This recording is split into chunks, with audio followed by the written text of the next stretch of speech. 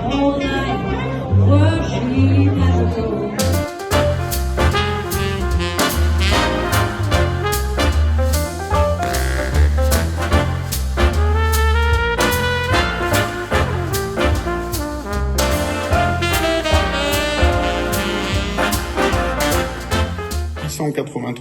logements par an, dans la trajectoire du prochain PLH qui sera approuvé au prochain Conseil communautaire en lien avec les objectifs du SDRIF de la région Île-de-France qui doit produire 70 000 logements.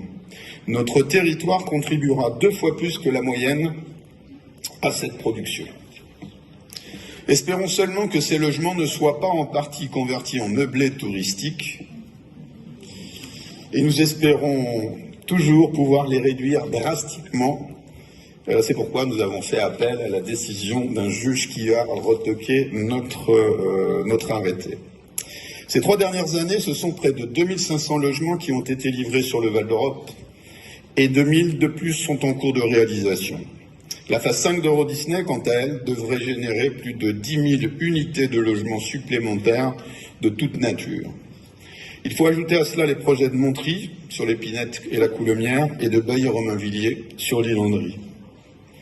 Il nous appartient collectivement, tous ensemble, de faire en sorte que le calendrier et la localisation des opérations futures soient adaptés à la capacité d'accueil et de nos équipements publics et de nos finances publiques.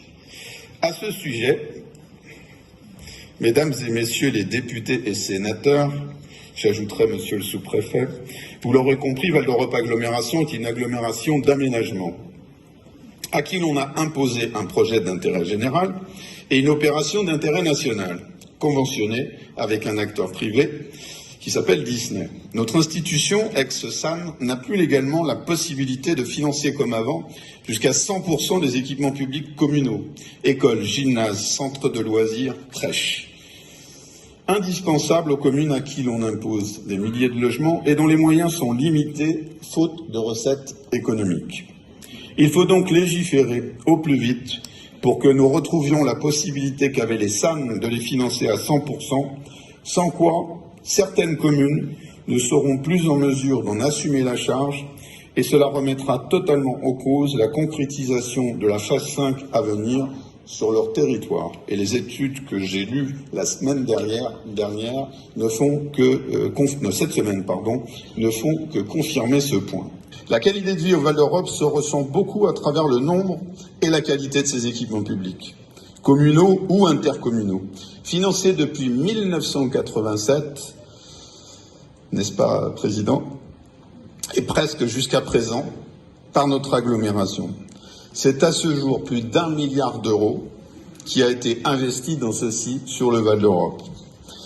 La crise d'aujourd'hui, avec ses augmentations de 20 à 30% de l'ensemble des opérations, n'est pas là non plus pour nous rassurer sur la suite des opérations, puisqu'à chaque fois qu'on vote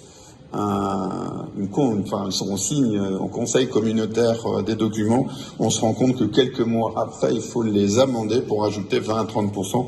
Et un groupe scolaire de 16 classes qui coûtait à l'époque 12-13 millions, coûte aujourd'hui 15 à 17 millions. Donc aujourd'hui, les communes financent leurs équipements publics et sont éventuellement subventionnés à hauteur maximale de 50%.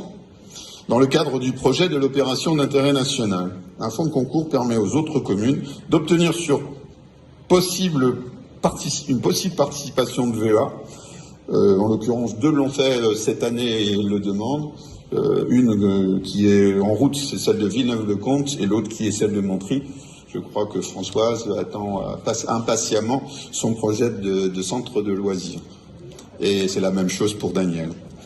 Val d'Europe Agglomération donc assure à titre gracieux, c'est important de le noter, la maîtrise d'ouvrage déléguée pour leur compte et gère la réalisation d'un grand nombre d'équipements publics qui génèrent une masse considérable de travail qui est bien prise en charge par Val d'Europe Agglomération.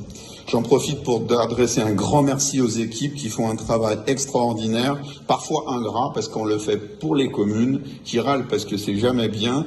Vous savez comment c'est, si on ne le faisait pas, c'est elles qui devraient le faire avec leur propre staff ou leur propre AMO. Voilà, mais c'est normal.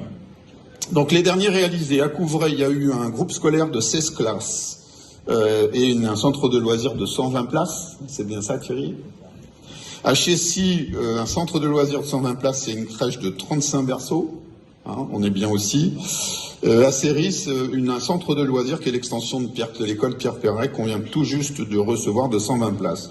Sont en chantier aujourd'hui un groupe scolaire, le numéro 4 de 10 classes à Chessy. Tout ça géré par Val d'Europe Agglomération et cofinancé par Val d'Europe Agglomération. Certains, comme celui de Couvray, avaient été financés à 100% puisque c'était les restes des contrats du SAN d'avant. Ensuite, en projet, nous avons un centre de loisirs de 80 places sur Chessy, la première tranche d'un gymnase à Couvray, des micro-crèches à Couvray aussi, micro-crèche sur Céris, une halle des marchés sur Céris, un centre culturel intergénérationnel, je vais y arriver, celui-là n'est pas facile à dire, un centre culturel intergénérationnel, je vous expliquerai le projet plus tard. Un centre de loisirs de 80 places pour Villeneuve-le-Comte, et un centre de loisirs, donc sur Montry, je viens de le préciser. Concernant les équipements publics structurants, nous souhaitons concrétiser le projet de plaine des sports sur Montry, donc je me tourne vers l'établissement public d'aménagement qui devrait nous permettre d'accélérer ce dossier pour qu'on puisse, espérer le démarrer assez vite.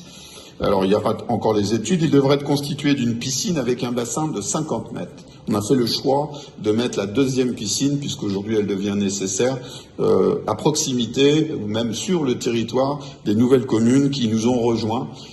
Et donc cette plaine des sports qui va les accompagner sera aussi sur Montry, juste à côté du Creps, donc des terrains de l'Épide. Donc il y aura un grand stade avec une piste d'athlétisme, un terrain d'entraînement, une aire de lancer et des tribunes de 2 à 4 000 places, plus un parking. Cet équipement est prévu pour faire aussi de grandes manifestations sur le Val d'Europe, puisqu'on n'a pas aujourd'hui d'endroit pour le faire. On n'a surtout pas d'endroit avec des places de parking. Vous l'avez remarqué un peu ce soir, c'est pas facile pour se garer. D'autres projets sont à l'étude et doivent faire l'objet d'échanges avec les élus très prochainement. Les grands travaux portés par VEA, même si c'est l'EPA qui les réalise, c'est-à-dire qu'on travaille de manière collective, il s'agit du doublement du boulevard du Grand Fossé sur Chessy qui s'est produit en 2021, juste à côté d'ici, le doublement de l'avenue Hergé qui est en cours et le lancement des études pour la poursuite du doublement de Hergé et Schumann, cher à mon premier vice-président Thierry Séry, et utile pour le Val d'Europe. J'y ajouterai la réalisation des bassins financés par le VEA. Il faut savoir qu'on a la spécificité à Val d'Europe de financer les bassins. Ailleurs, c'est pas le cas. Chez nous, c'est le cas. Voilà. Donc, on espère que celui de Céris sera bien réalisé dans les temps prochainement. Donc, ces fameux bassins qui accueillent aujourd'hui plus d'une trentaine d'espèces d'oiseaux et d'effrayères récemment aménagés. Alors, pourquoi je parle de ça? Parce qu'on va aborder le volet un petit peu écolo du développement durable, c'est que j'avais mis le saviez-vous. Savez-vous que sur le Val d'Europe, on a créé plus d'écosystèmes qu'on en a détruit, puisqu'avant c'était des champs et des pesticides, c'est le principe de l'agriculture.